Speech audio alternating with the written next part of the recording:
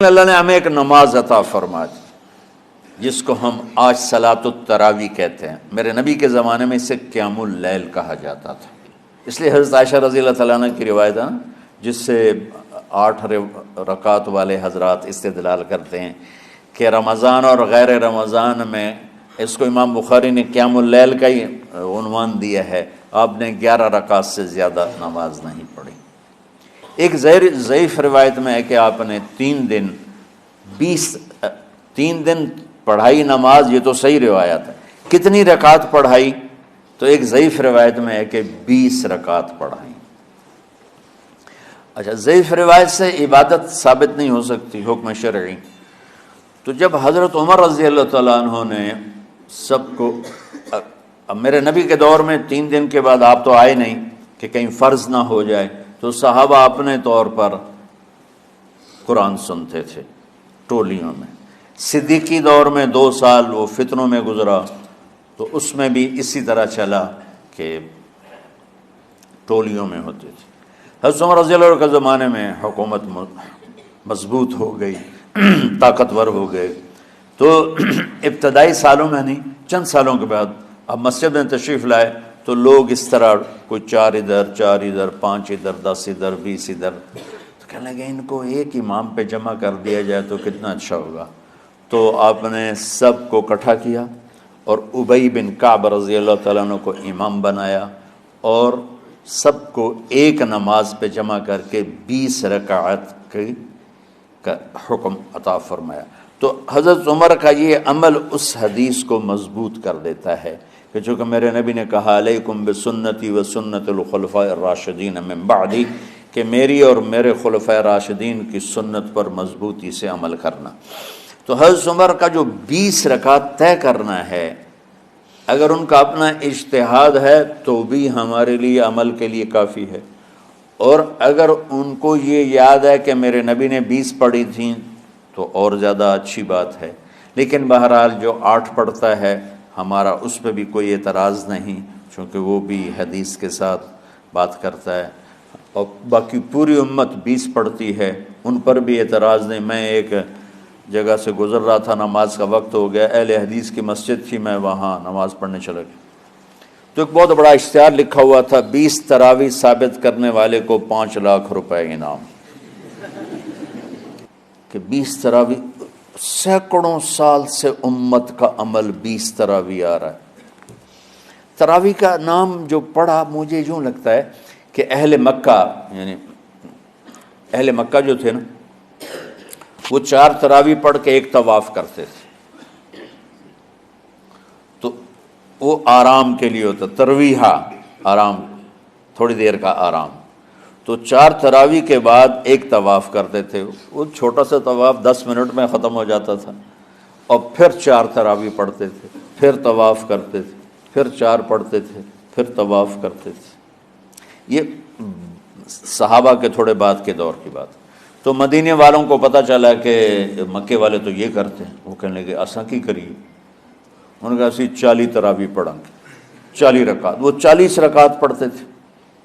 تو نوافل میں کوئی سختی نہیں کہ بھائی 8 سے زیادہ نہیں پڑھنی، بدعت ہو جائے گی، اور 20 پڑھنا بدعت ہے، یہ سب جہالت کی بات ہے۔ اور یہ 8 پڑھ رہے ہیں یہ غلط ہے، یہ بھی حماقت کی بات ہے۔ جو صحیح حدیث سے دلیل پکڑ کے کوئی عمل کرتا ہو تو بھائیو اس سے بحث نہ کیا کرو، مناظرہ نہ کیا کرو، یہ بہت نادانی والی بات۔ اور امت کا خلق، لاکھوں کروڑوں انسانوں کا ایک عمل پہ جمع ہونا، یہ بذات خود اس کی طاقت کی ایک دلیل۔ اور حرمین جب سے میرے رب نے، حضرت عمر نے 20 رکعت شروع کی، آج تک وہاں بھی ساری مساجد میں 8 رکعت تراویح ہوتی ہے، لیکن حرمین کی مسجد میں 20 رکعت، ادھر بھی ادھر بھی۔ اور یہ جو وہاں ختم قرآن پہ دعا نہیں مانگی جاتی، یہ کس کا عمل ہے؟ حضرت عثمان کا۔ حضرت عثمان نے اپنے دور خلافت میں تراویح پڑھانے والے سے کہا جب قرآن ختم کرو تو دعا کرنا۔ وہ کہنے لگے جی کیا دعا کروں؟ کہ جو تیرے دل میں آیا کرنا۔ تو ختم قرآن کی رات تراویح کی آخری رکعت میں من الجنت والناس کے بعد دعا کے لیے ہاتھ اٹھانا، یہ حضرت عثمان رضی اللہ تعالیٰ عنہ نے اس کو زندہ فرمایا۔ اور امام دعا کرتا تھا 1 منٹ 10 منٹ 20 منٹ جتنے بھی، اور پیچھے لوگ آمین کہتے تھے۔ وطر کی جماعت نہیں ہوتی تھی، وطر کو باجماعت حضرت علی رضی اللہ تعالیٰ عنہ نے شروع کی کہ وطر کو بھی باجماعت پڑھا جائے، تو یہ ان کی سنت ہے کہ وطر کو باجماعت پڑھا گیا۔ تو اب یہ لہٰذا یہ سارے سنت جو کام ان خلفۂ راشدین سے ہوا وہ بھی سنت ہے۔ تو اللہ نے ہمیں ایک عبادت دے دی کہ میرا قرآن پڑھو اور سنو۔ پہلی امتوں کو تراویح کیوں نہیں تھی یا قیام اللیل کیوں نہیں تھا؟ کہ ان کو اپنی کتاب یاد ہی نہیں ہوتی تھی، وہ اپنی کتاب کے حافظ نہیں ہوتے تھے، وہ اپنی کتاب یاد ہی نہیں کر سکتے تھے، صرف نبی کو یاد ہوتی تھی۔ اللہ نے ہمارے لیے کتنا آسان کر دیا کہ 7 سال کے یہ چھوٹے چھوٹے بچے قرآن یاد کر رہے ہیں، 70 سال کا بوڑھا قرآن یاد کر رہا ہے۔ یہیں یہ مولوی یوسف صاحب کا ساتھی تھا، یا پتہ نہیں ان سے پہلے تھا، سلمان، مولوی سلمان، آج کل امریکہ میں ہوتے ہیں، ہماری ایک شاخ چلا رہے ہیں ماشاءاللہ۔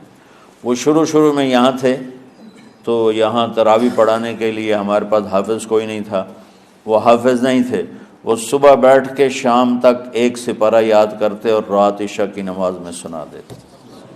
30 دن میں قرآن یاد کر کے سنا دی۔ مطلب یہ سنی سنائی بات نہیں، ہمارے اسی حسنین، اسی ممبر اور محراب کی بات کہ یہیں اسی مسجد میں انہوں نے صبح سے مغرب تک یاد کرتے تھے اور پھر عشاء میں کھڑے ہو کے سنا دیتے تھے۔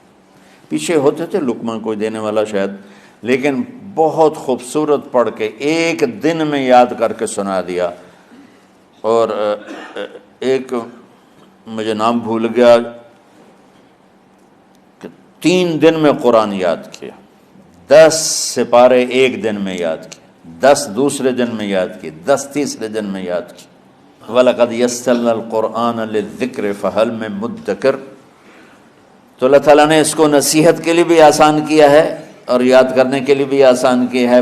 کوئی کتاب پہلے یاد نہیں ہوتی تھی کسی کو، ماشاءاللہ تم میں کتنے حفاظ بیٹھے ہوئے اللہ کے فضل سے۔ تو اللہ نے ہمیں رات کی نماز عطا فرمائی، اور چونکہ یہ ایک مشقت ہے تو میرے نبی نے کہا یہ رات کی نماز کے ہر سجدے پر 1500 نیکی لکھی جاتی، 1500 نیکی لکھی جاتی۔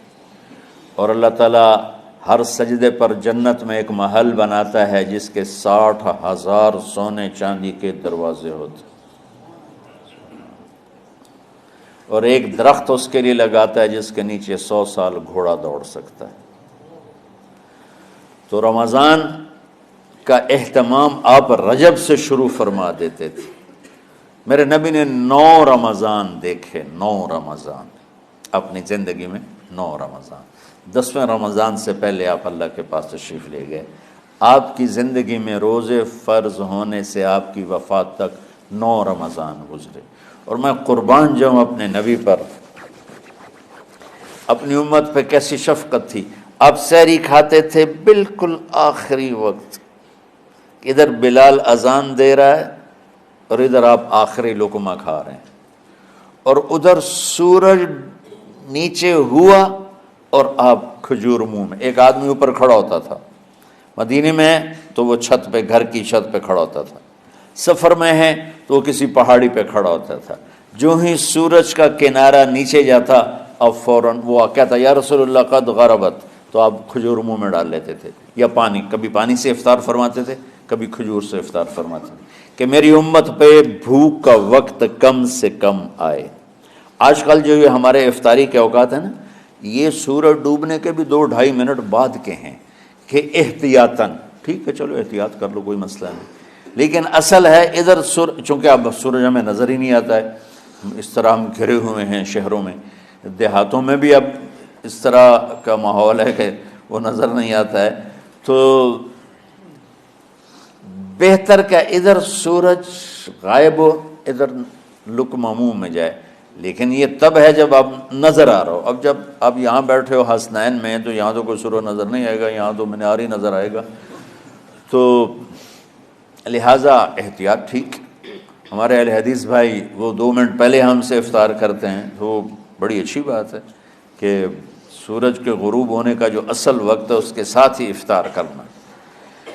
اور سحری میں ایک واقعہ سناتا ہوں، آپ سحری کھا رہے تھے، بکرے کی سری پکی ہوئی تھی، تو مولا علی رضی اللہ تعالیٰ عنہ اور عرباض بن ساریہ رضی اللہ تعالیٰ عنہ آپ کے ساتھ کھانا کھا رہے تھے، تو حضرت بلال ہے، یا رسول اللہ وقت ختم ہو گیا ہے، میں اذان دینے جا رہا ہوں، آپ برائے مہربانی کھانا پینا بند کریں۔